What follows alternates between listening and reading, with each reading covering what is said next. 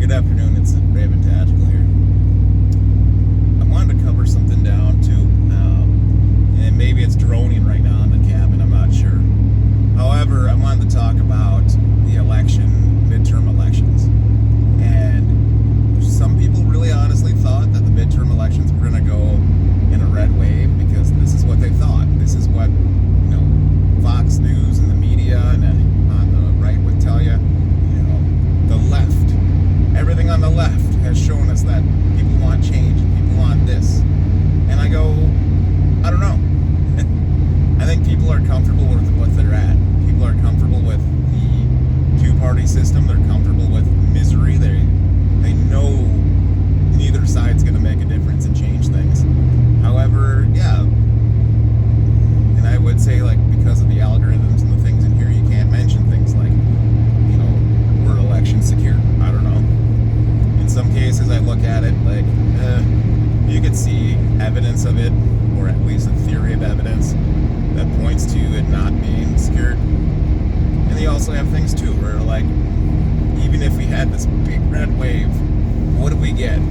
Well, we get Republicans going in and telling us that they'll make a difference. And then that system is just basically throwing, I believe Barry used the term, throwing a kitten to the wolves and wondering why the kitten gets eaten. And I love that analogy. And if that's not the analogy, then I want to own it.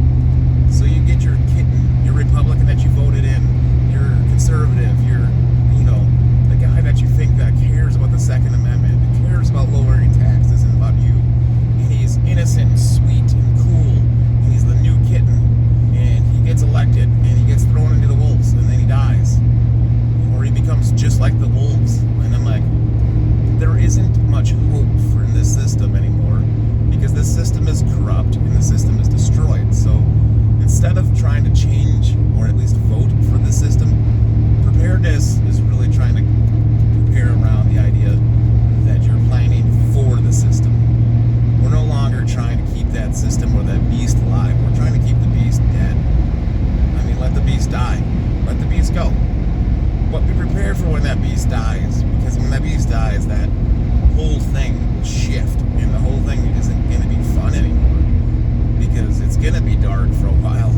And I think we could be seeing a period where, we could have 10 years of economic, basically, disaster or more. And I'm not an economic expert, but you can't sustain this amount of debt. You can't sustain having people paying, 100% more on things. And they say it's only 8 to 10% inflation. I go, well, no. Gas is now twice as much, and heating costs are twice as much. I paid for propane. When I filled up in July, I paid summer prices for what I used to pay in winter, if not a little more. And I went, holy crap, that's insane. That is just way too much. And I am just astonished that people can still afford it. And I go, if you have some of the people that I know where you live paycheck to paycheck and people borderline do, it would be tough, because if that one thing shifts, it's amazing how much it goes. One thing that I did notice, and maybe I should bring it out, is look at your power bill, your electric bill. Look at it and go through the line items on it.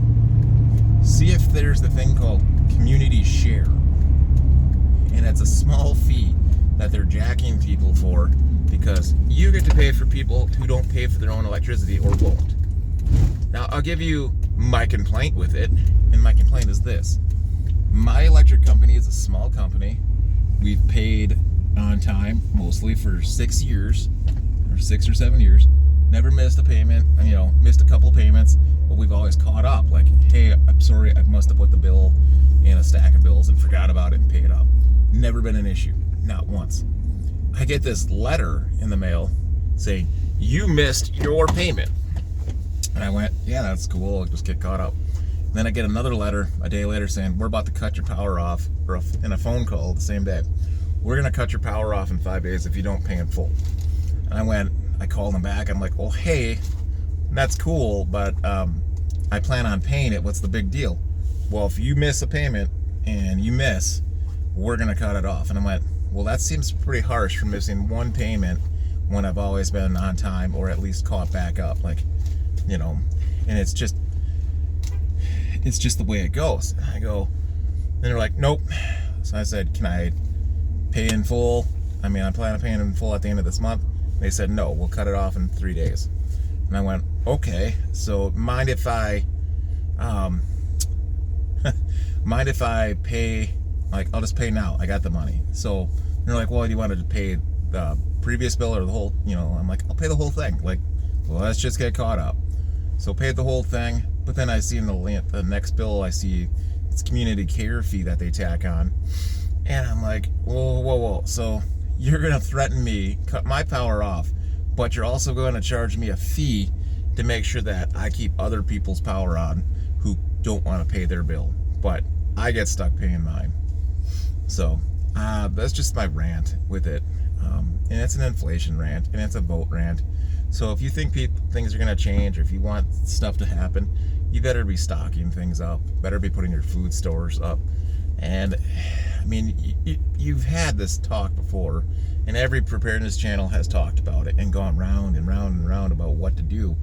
I mean, you can go on askaprepper.com, and there's bad ads and good articles and bad articles.